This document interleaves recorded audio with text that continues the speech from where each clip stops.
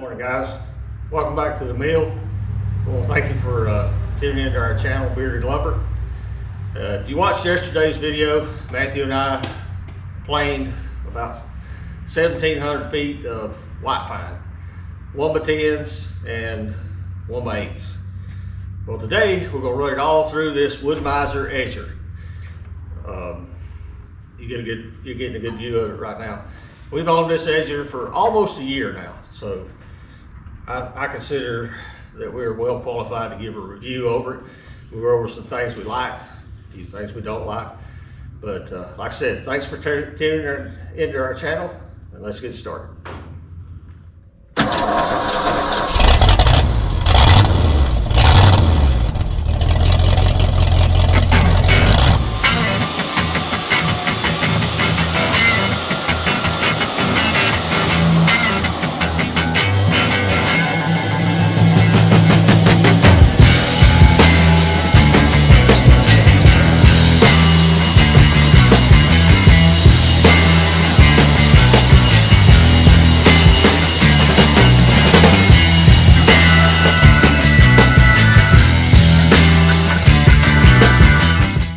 Okay guys, we're going to go over the operation of the Edger to start with.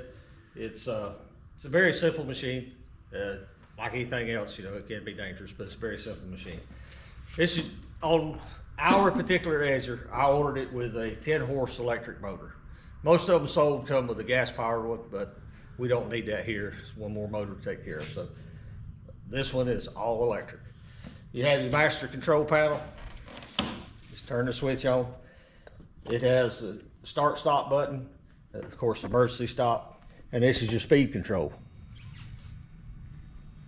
And I'm going to turn it on, and we'll vary it, put a variation on the speed.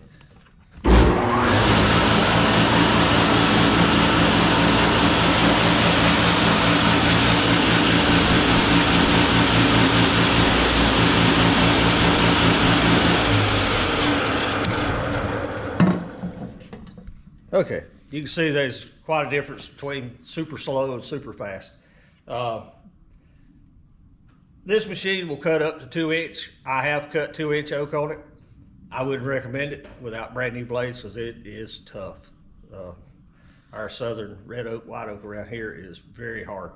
But if you do it, you're going to end up running it about as slow as it can go. Now, 1-inch oak boards, you can run it about half, maybe 5/8 speed. Pine boards, we'll normally run them up to about 3/4 speed. Today we may run them a little bit slower because we're just going to kiss off a little bit. So we'll want Matthew or me, whichever one's feeding, to have a little time to get it lined up before it takes off. Because as soon as you get under this front roller and it pushes down on the blade, it's going to feed it through. You can pull it back, but it's a lot of aggravation. The Edger also comes with a straight line fence. If you got a flitch that has a square edge, or you can run it down and you can set based on the scale here. Now, when I got this, I wasn't real happy with, they didn't have any kind of guidelines. If you look at my deck, you'll see these 3 straight lines. I put those on with a Sharpie. So if you got a flitch that, you know, the bark's here, and then it comes out here, whatever, you can see where you kind of want to line up to run it through. The blade that's in there is almost lined up with this belt. Almost.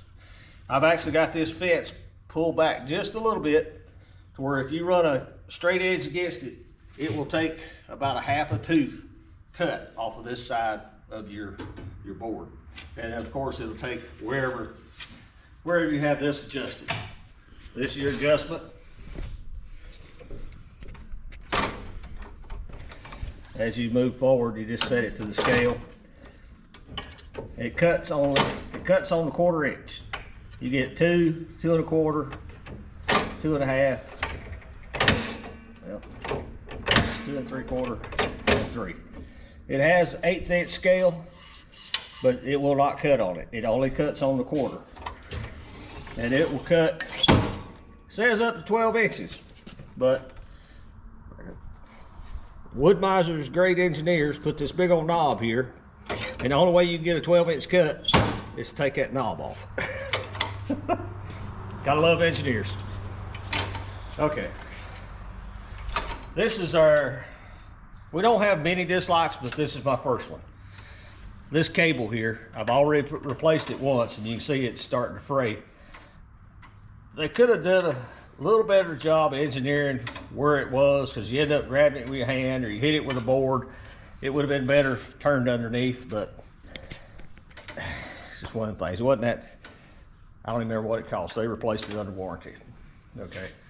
This is your outfeed side of the table with an outfeed belt. They're a little finicky to set up the first time because you want that belt and this belt running parallel. And the adjustments are out here on the end. Like I say, we've run it for a year and we've run it a lot, and I haven't had to go back and readjust it.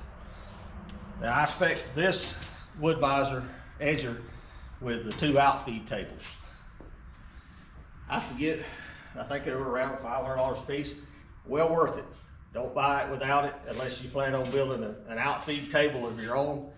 But if you're doing an 8-foot board, it's acceptable. But if you try to do what we're doing today with 12, 16-foot boards, you got to have something out here to hold it up. Actually, I wish they were about this long. So, the machine comes with 4 leveling feet. Pretty simple set up. Now, inside, it has a safety interlock here. When you turn the machine off, it will not open until the motor quits spinning. Inside, you have this heavy row of anti-kickback fingers, keep the board from going back to the person feeding it. This is a twin blade edger, so it has 1 fixed blade and then 1 movable blade. Okay. And the way you adjust this one is where I showed you on that fence. I got the fence set to where that board is taking about a 1/2 tooth cut.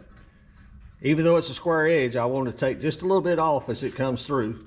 And then it's exactly, you know, 2, 4, 6, 8 inches between it, depending on where you set it. Okay. This is a great machine, don't get me wrong. I own a lot of WoodMizer stuff, but our one complaint with this machine is the vacuum system. It should have been, it's got a port. Matthew's gonna stick you in there. It's on the back side facing the wall. Okay. That port would have been better designed if it had been in the very bottom where all the material would fall down. And we'll show you as we run it today. What'll happen is the material will bank up on this side and form like a mountain range and try to slide down to the hole.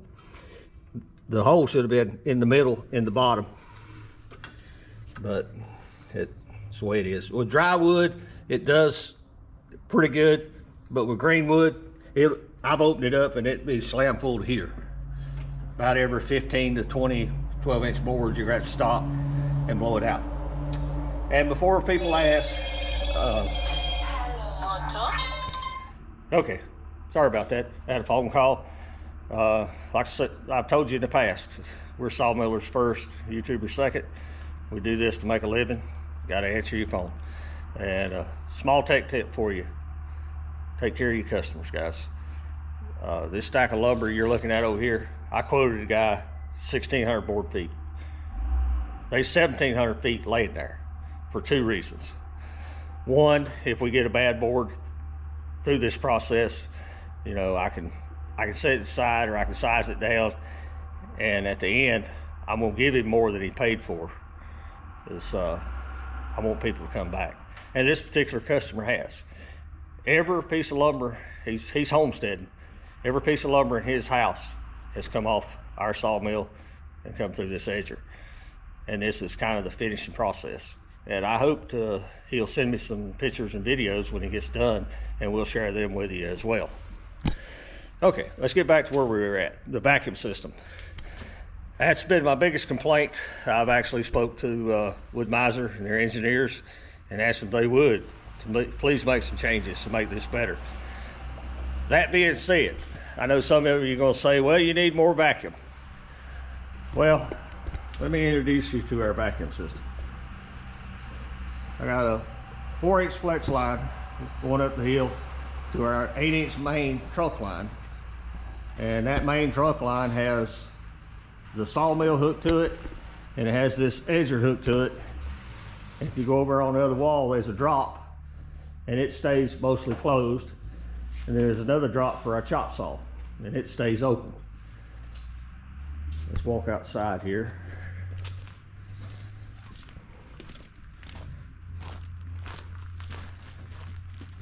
Out back is the blower for the vacuum system.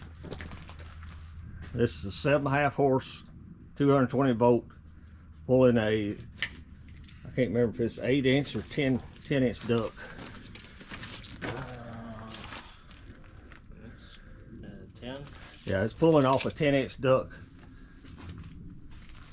This blower, you know, pardon the term, but it really sucks. It don't have any problem. Our air compressors are sitting out here as well. So, all that being said, we have plenty of suction power. There's just a little bit of flaw in the design, and I'm just telling you from an owner's point of view, if you buy one, you're gonna have to deal with it. Okay. Oh, the last thing, a little maintenance tip. Where this movable blade slides back and forth on this shaft right here, you will have to grease it pretty regular because it will get gummy, all the resin and stuff. We keep a little oil can here with some automatic transmission fluid, a couple squirts on it, good as new. So if you have any more questions, just drop them in the comments, and I'll try to answer them for you. I don't remember the exact cost on this machine. You can see the price of them on WoodMizer. I think it's a $1,000 upgrade to convert it to a 10-horse electric, as well as $1,000 for the tables. It's been well worth it. I'd recommend it to anybody. Just, you know, telling you up front, there's a few things you got to deal with. Blades, I got, in a year's time, I'm actually on my second set of blades. Matthew's gonna pull one off the wall here. I've seen videos online where people replace these with like a Lowe's special 10-inch blade. I wouldn't recommend it because this WoodMizer blade actually has a side cutter here, and that helps clearance the kerf as you're going through. If you're doing 1-inch boards, yeah, you could probably get by with it, but if you're trying to do 1.5-inch stuff without clearancing it, you're just gonna bind your edger up and cause a lot of problems. That set has actually been sharpened. I have a sharpener that I can run over them. It does an okay job. It gets them back into reasonable shape for doing green wood. But okay, enough talking. Let's get to work and run some lumber through this thing. Thanks, guys.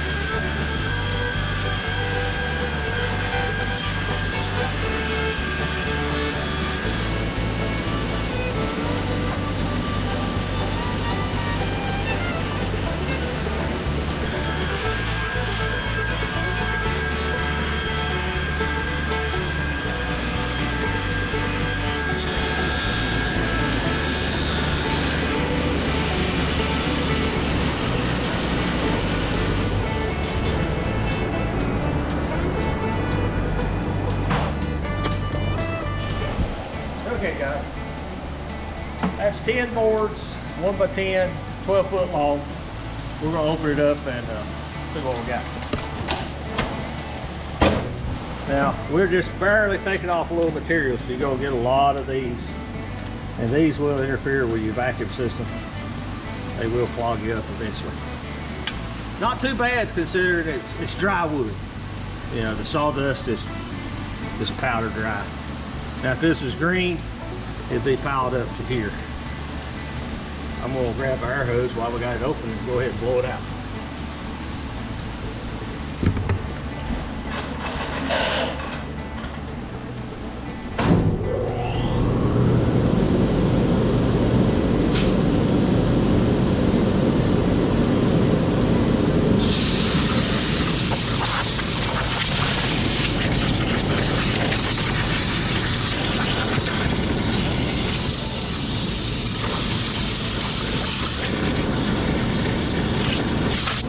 It's gonna be a long day. Normally when you're edge fixes, you don't make a lot of this, but our boards are 9 7/8 to 10 inches, so we're just barely taking off a little bit to get them square, so we're gonna have to fight this all day. Let me show you our boards. After he turns off the board. This is what the customer wanted. They want square edge boards, and they're going to put them up on the wall horizontally, just face to face, just like that. So that's what we're trying to attain, is a square edge for them to utilize. I explained to him that he may have some shrinkage by not doing a half lap, but you guys know as well as I do, the customer gets what they want. It's what they wanted, it's what they're going to get. As you can see, you know, there's a little issue with this. My fix, I'll be honest with you, my fix for this, don't know when I get around to it, but let's see if I can get you a picture of it. Hard to see, but there's a 1.5 blower up in the ceiling that I attached to the sawmill to actually help lift the sawdust up and get it into the main blower. I'm going to do the same thing with this. Next time we expand, I'm able to move it. I'm going to pull it out away from the wall, and I'm actually going to set another small 1.5 blower right behind it to help pull the sawdust out, maybe chop up some of those small pieces, and then get them into the vacuum system. So we appreciate it. Let's get back to it. We're going to put you on time lapse now because we have a whole bunch of them to do.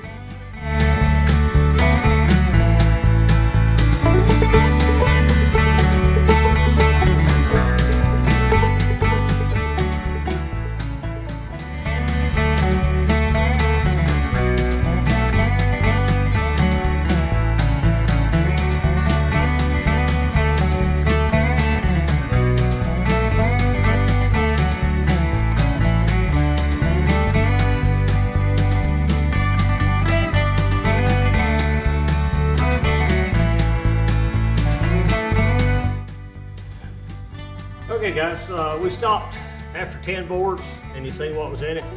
We went ahead and run another 30 boards, and that's not too bad considering it's dry. If it'd been green, it would already been blowing out every one of the holes on it.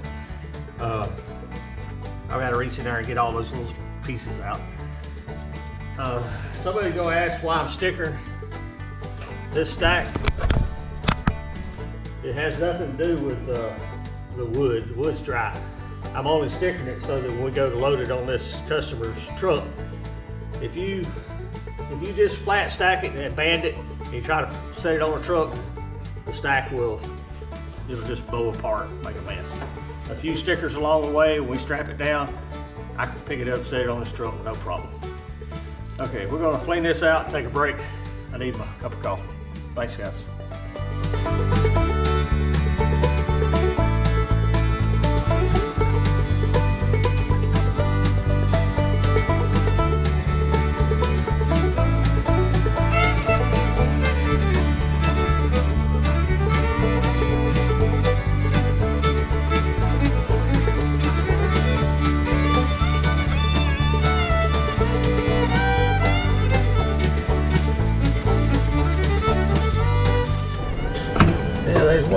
spot there. It's hard to see, but sticks like to accumulate. There, you have to make sure you get it cleaned out or they'll rub against your belt.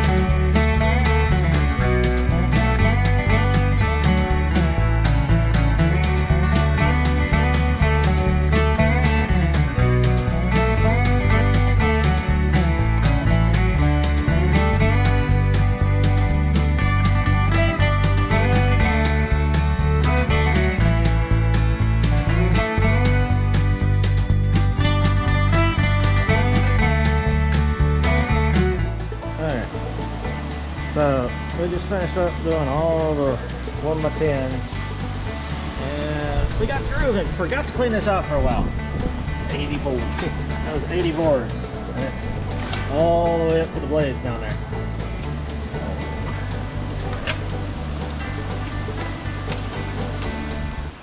Okay guys, we're all finished with that order. I want to take a moment and show you what's in our waste bin here. This is all the waste that come off of 120 10-inch boards and 38 3.5-inch boards.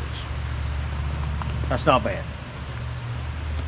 Okay, let's wrap up this video here. Like I said, we finished up with 120 3/4 by 9.5 inch by 12-inch boards, as well as 38 3/4 by 3.5 by 12-foot boards.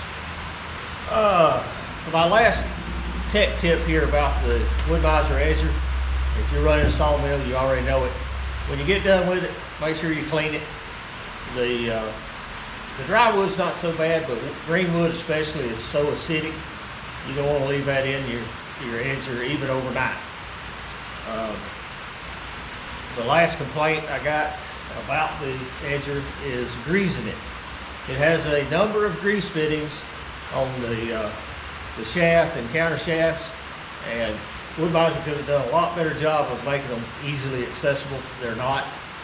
Matter of fact, I think there's 4 on the back side. You have to take the cover off to get to them. The next time Matthew and I do it, I have some flexible remote fittings that I'm going to put on so that we don't have to disassemble it to get to it. Also remember to grease it. I keep a can of dry lube to grease the chain with. As a review on this machine, after owning it for a year, and we bought it with our money, we paid for it. I consider it a great value for the money. Is an EG200 better? Why sure. A 300 better than that. But for around $10,000 for a sawmill operation, for 2 people, you can't beat it. I'd highly recommend it any day of the week. I believe that's going to wrap it up. If you have any questions on the Edger, I know before I bought this one, I looked at every video I could find on YouTube, and they were sparse. If you'll shoot me a question or a comment, I'll try to answer it for you. And as always, we thank you for watching our channel, Bearded Lumber. If you would, please like, subscribe, and share. And we'll see you next time at the mill.